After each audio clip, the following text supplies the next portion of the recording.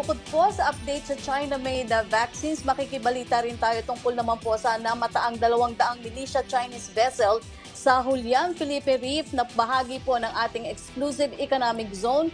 Ano nga ba ang hakbang na ginagawa ng ating embahada doon sa China para maiparating ang hinaing ng bansa sa isyong yan? Makakausap po natin ngayong umaga si Philippine Ambassador to China Jose Santiago Sta.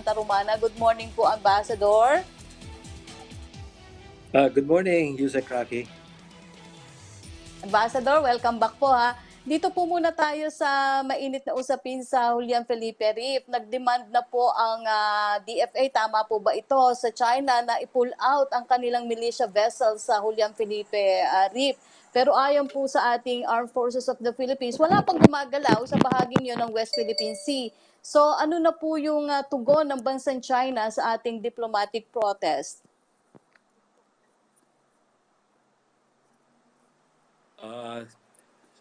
Ganito nangyayari, no? Nag-high na tayo ng tinatawag natin na diplomatic note verbal, na pinoprotesta natin yung halos 200 barko ng China na nandun. Tapos sinundan to ng isang statement ng DFA din na nasa website ng DFA na reiterate yung call, no? Na umatras itong mga barkong ito, umalis doon dahil bahagi ito ng ating EEZ. Tapos nagkaroon ng pag-uusap din ng presidente sa isang social call ni Ambassador Huang dyan sa Manila. No? Sa China rin, meron kaming mga discussions, diplomatic exchanges to reiterate this message. So now, ang importante ay ma-monitor at sundan kung ano mga gagawing hakbang ng China. No? Kasi ang pahayag nila ay, according to them, they're only seeking shelter from bad weather. No? So we're waiting na ito ay isang temporary phenomenon. And so our goal is to monitor and to see what the movement will be on the ground. Because they assure us na hindi ito isang permanenteng sitwasyon. That this is not that these boats are denying na militia ito. Pero alam mo, ang leksyon natin dito is we have to be vigilant. Vigilance is the price of sovereignty. And that's why importante yung tinatawag nating surveillance at monitoring. Kasi tingnan natin kung ipapatupad nila ito. Kaya ang gusto kong balikan dito, on the one hand, we have to heighten our vigilance. On the other hand, we don't have to panic. No? Kung tatandaan natin nung mga 2 taon na, no, to 2019, nangyari din to first half of 2019. Pero noon nangyari sa Pag-asa, yung tinatawag nating swarming of Chinese militia or Chinese fishing boats. Nagkaroon din tayo ng protesta, nagkaroon ng diplomatic exchange. As a matter of fact, pumunta pa si Presidente dito. Nakausap pa si President Xi. Tapos, nagkapaliwanagan. At through diplomacy, ay nagkalinawan. Tapos, over time, nakita natin na unti-unting nawala or nabawasan yung mga Chinese ships doon. At tumuloy na sila kung ano man ang dapat nilang gawin, na fishing or whatever they had to do. So, I look at this as a situation that we should be concerned with, but we don't have to panic about, and we should just exercise a high degree of vigilance, a high degree of monitoring, and see what happens on the ground. I expect that this matter can be resolved with an abundance of diplomacy, and given the friendly relations between the Philippines and China and their assurance that this is not a permanent situation, that is what we expect. No? Ang ayaw natin mangyari dito, na nandyan lang sila permanente or na magiging occupation or reclamation yan. No? Yun ang iniiwasan natin. Kaya sa pag-uusap, nagkalinawan naman na kasi sa punto natin, ito ay bahagi ng ating EEZ. At dahil dito, yung fishing, yung whatever, pwedeng freedom of navigation, pwede kang dumaan, no? And if you seek shelter, as long as it's temporary. So yun ang tinitignan natin ngayon. Opo, Ambassador, bigyan daan lang po natin yung tanong ni Evelyn Quiroz, if I may, ng Filipino Mirror. Ito po ang tanong niya. The Philippines filed a Yes. diplomatic note against China last month over the passage of a law that allows the Chinese Coast Guard to fire on foreign vessels. You recently said that China has reassured that they are not targeting the Philippines or any other country in the implementation of their controversial new Coast Guard law. Given the penchant for Chinese duplicity, how can you say in all honesty that China will exercise restraint when their actions are never in accord with that they say? Simple lang ang sagot yan eh. Nagpaputok na ba sila? Meron na bang tinamaan sa ating barko? Sa pagkatanda mo, no? Meron na ba nangyari? Kung may nangyari, nagprotesta na or pinublish na yan. Ang attitude natin ay dapat ganito. We take them on their word and then we verify yung behavior. Kung meron discrepancy, and then we hold them accountable. Kaya ang sinasabing nila, kung sinasabi nila hindi ito aim sa atin, handa pa rin tayo dapat sa tinatawag kong high degree of vigilance.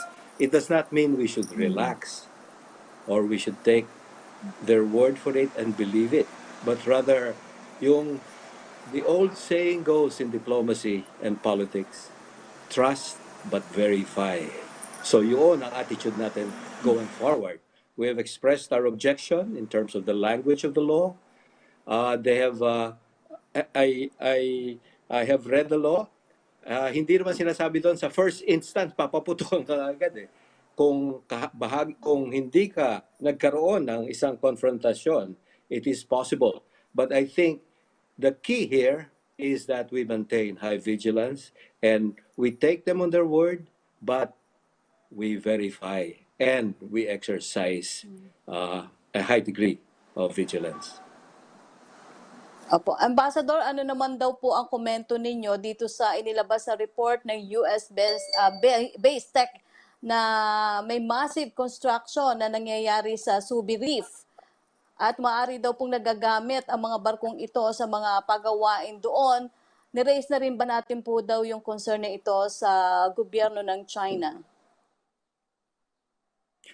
This matter is a matter being studied by DFA, no? And I think they will come to a decision on this point based on study. Kasi one is to see what is there, and the other one, of course, is to observe what it will be done. Now we have to understand. Now we have to see. Matagal na nating pinotesta yung construction ng artificial reclamation, artificial island sa Subi Reef. Katabi lang yan ng Pag-asa. At ito ay isang continuation nung pangyayari niya. Kaya we have to observe it. Ito, ang high degree of surveillance na kailangan. Ano ba talaga ang gagawin dito? No? Matagal na kasi yung artificial reclamation na yan. And we try to resolve it. There will be discussions, diplomatic discussions that are being planned to discuss these issues of concern. And this is, we hope to bring this up as one of the issues with China. Okay. Ambassador, ayon po kay sa dating Supreme Court Justice, pampakalma daw po sa isyong ito ang donasyong bakuna ng China. Ano po ang masasabi nyo dito? Totoo po bang isinusuko natin ang claim sa West Philippine Sea kapalit daw po ng donasyon ng bakuna?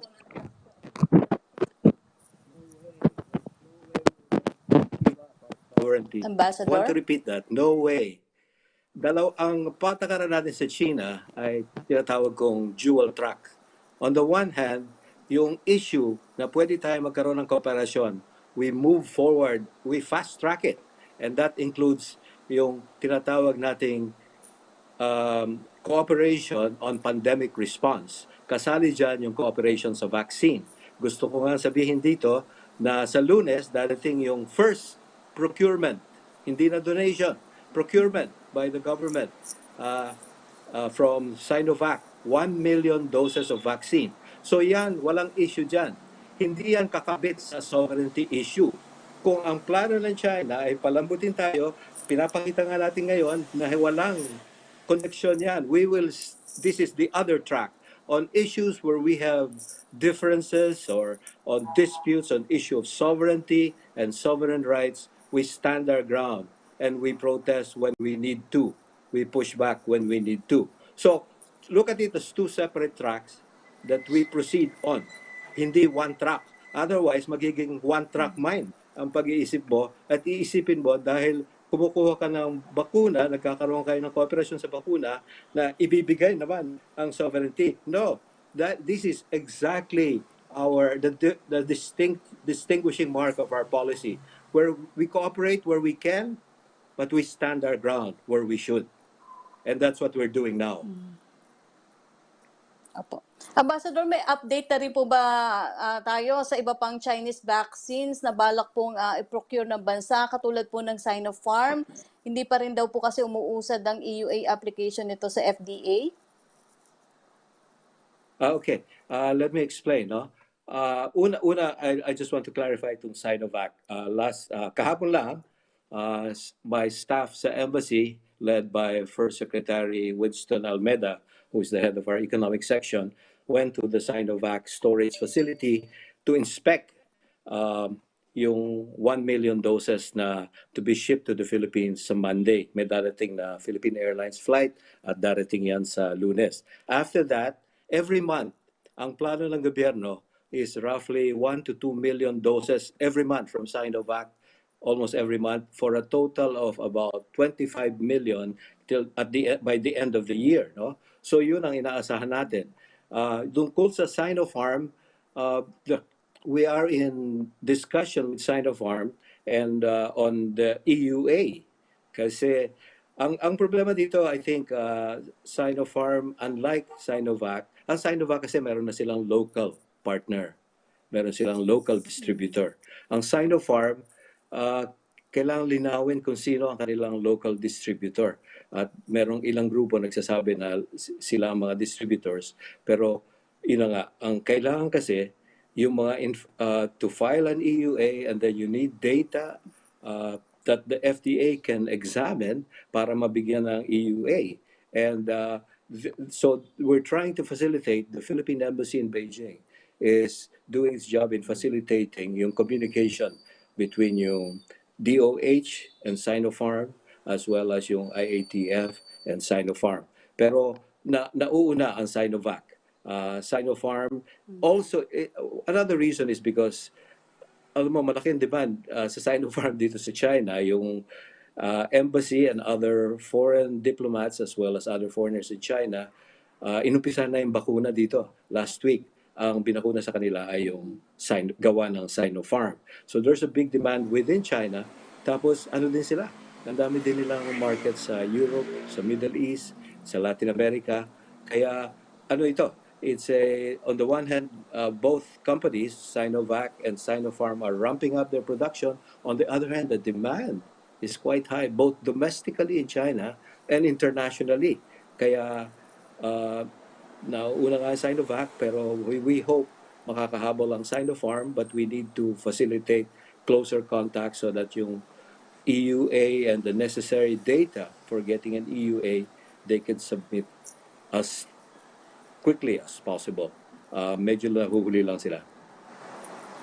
Opo. Ambassador, meron lang pong pahabol na tanong sa inyo si Laila Salaveria ng Daily Inquirer. Basahin ko na lang po. Is the ambassador looking at a time frame within which it expects the Chinese ships to leave Julian Felipe Reef? And what will be the country's move if there is no indication that the Chinese ships will leave the area? Our experience in dealing with China on this issue is, as I said, 2 years ago, around Pag-asa, nangyari na ito eh. At that point, almost 160? It's not too far from 200, pero nag-complain tayo, nag-protest tayo, dinaan sa diplomacy, at after some time, pumunta pa nga ang presidente because there was a visit then. So, from our experience, then the numbers diminish. I don't want to give a time frame because this is the subject of diplomatic exchange, which is confidential, but I expect it in the coming month. We'll see an improvement in the situation. Opo. Maraming salamat po sa inyong panahon, Philippine Ambassador to China, Jose Santiago Sta. Romana. Salamat po. Thank you very much.